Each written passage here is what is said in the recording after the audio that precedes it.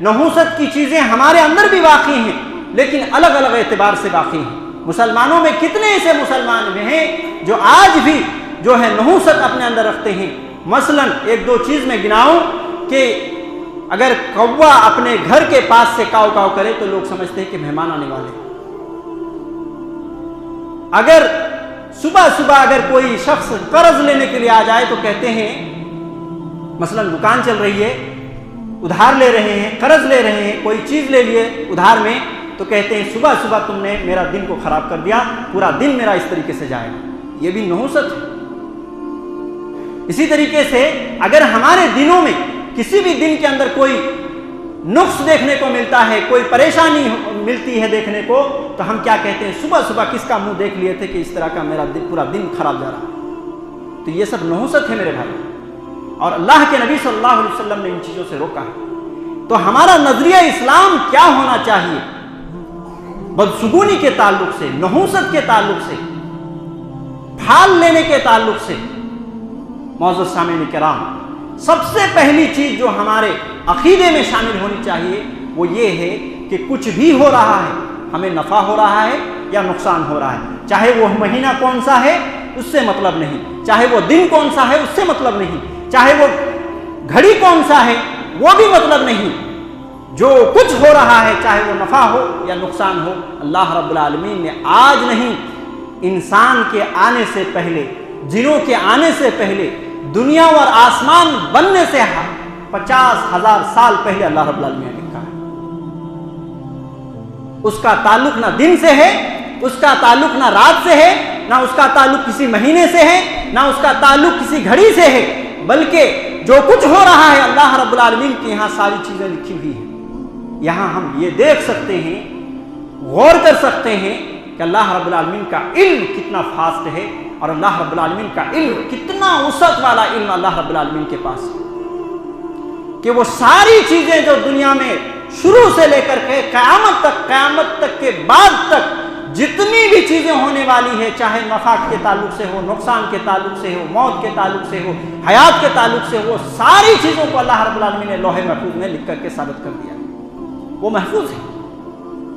اللہ رب العالمین نے قرآن مجید کے اندر فرمایا، ما اصاب من مصیبت فی الارض ولا فی انفسکم، جو کچھ بھی مصیبت تمہیں پہنچتی ہے، چاہے وہ زمین میں ہو یا پھر تمہارے نفسوں کے اندر ہو، مگر اس کو اللہ رب العالمین نے لکھ دیا ہے من قبل ان نبرہا، اس کو پیدا کرنے سے پہلے، وہ بیماری کو پیدا کرنے سے پہلے، وہ بیماری، وہ مصیبت، وہ تکلیف آنے سے پہلے اللہ رب العالمین نے لکھ رکھا ہے۔ صحیح بخاری صحیح مسلم کی روایت سے پتہ چلتا ہے کہ وہ کب لکھے؟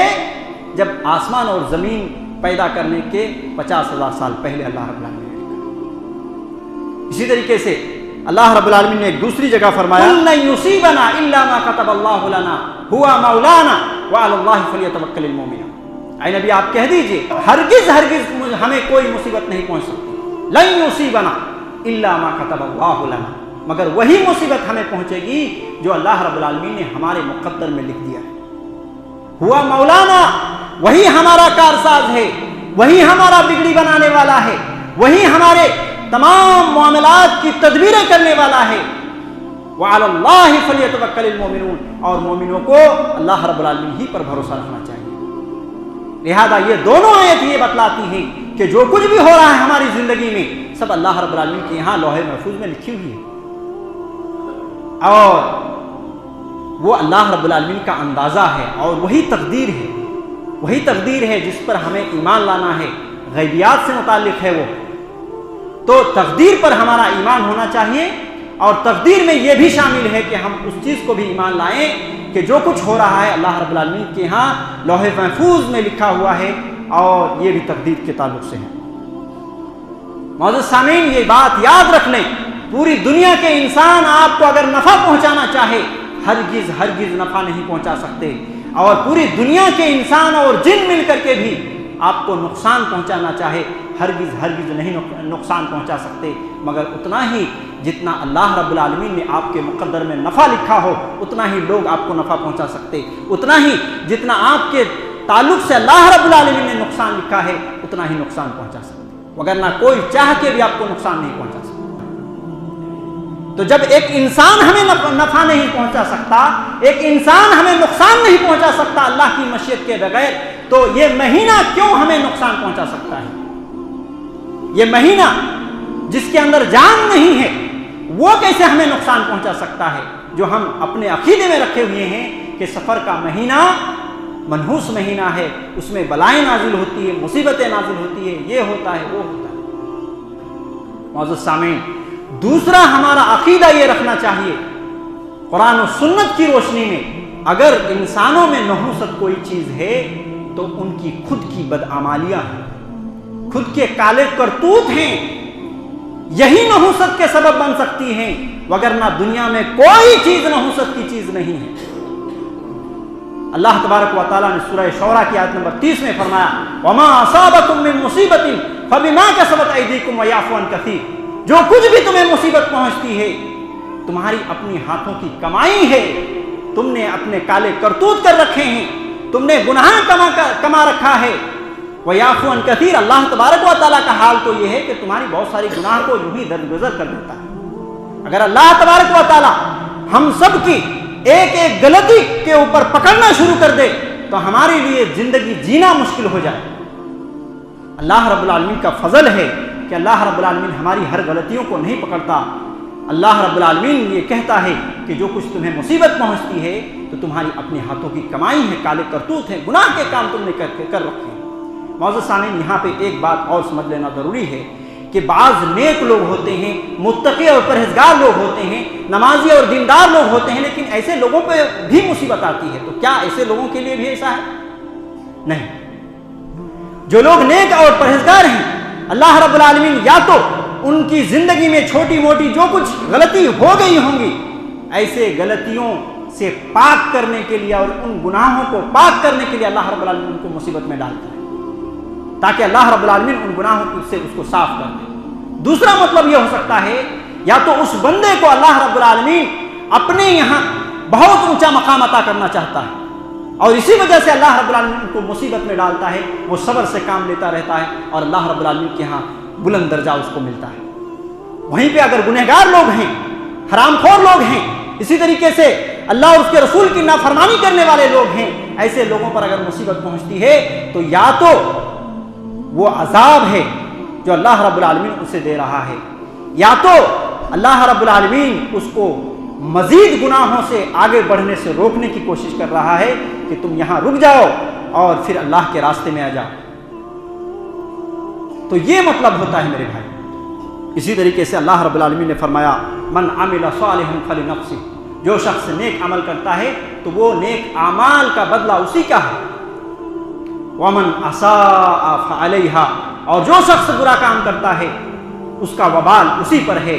वमा रब्बुका बिज़ल्लामिल लिल अबीद, तुम्हारा रब किसी बंदे पर जुल्म करने वाला नहीं है। अल्लाह रब्बुल आलमीन जुल्म नहीं करता किसी बंदे पर। अगर मुसीबत पहुंची है तो हमें खुद को झांकना है कि वो कौन सी बुराई है जो हमारे से सुदूर हो गई, किसके हमने हक मार लिए, कौन से ऐसे गुनाह का काम कर लिए जिसकी वजह से अल्लाह रब्बुल आलमीन हम पर मुसीबत डाल रहा है।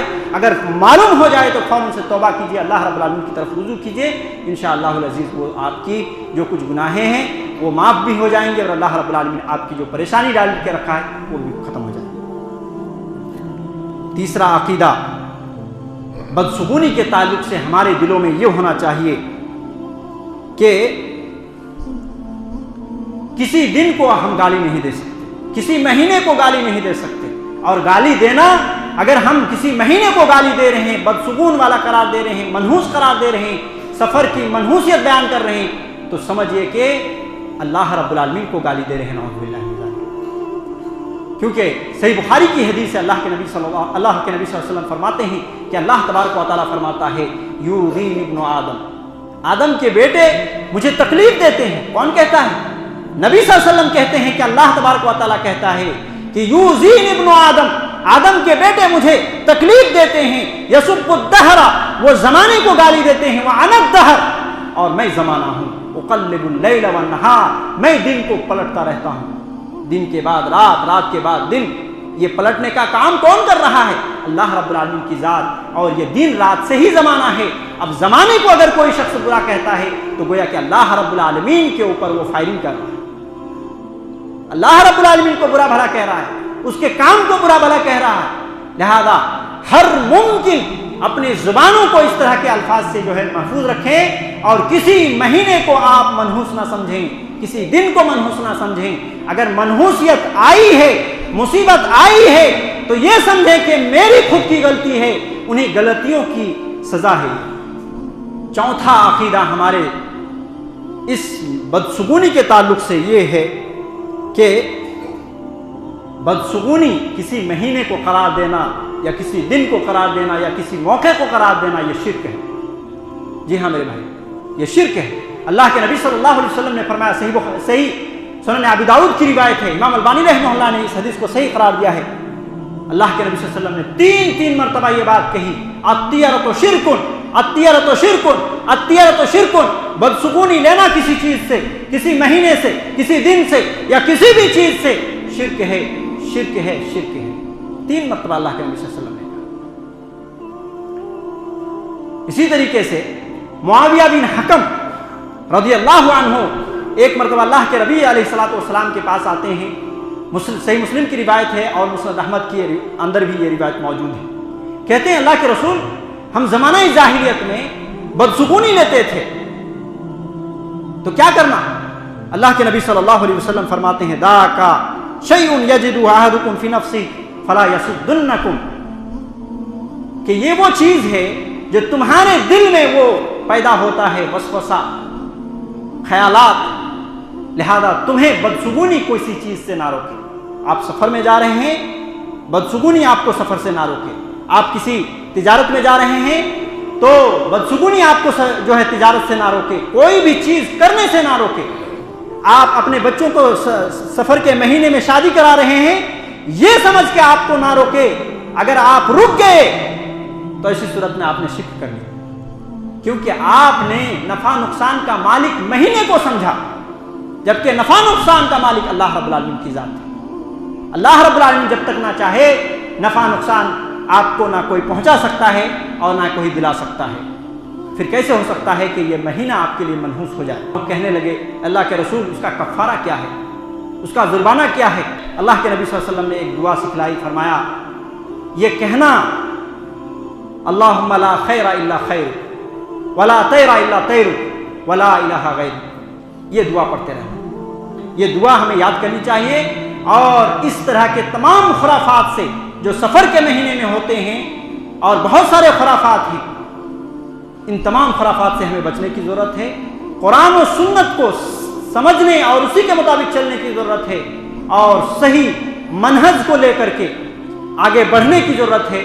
اللہ رب العالمین ہم سب کو اس بات کی توفیق دے کہ ہم ان تمام باتوں کو سمجھ سکیں، قرآن و سنت کے مطابق چل سکیں، اور اللہ رب العالمین ہمیں اس بات کی توفیق دے کہ ہم دنیا میں بھی نیک اعمال کے ساتھ عزت کی زندگی گزار سکیں، اور آخرت میں بھی اللہ رب العالمین ہمارے ان نیک اعمال کو قبول فرما کر کے، شرف و قبولیت سے نواز کر کے اللہ رب العالمین عزت کی زندگی عطا فرمائیں، اور تمام قسم کی رسوائی، پریشانی سے اللہ رب العالمین محفوظ فرمائیں۔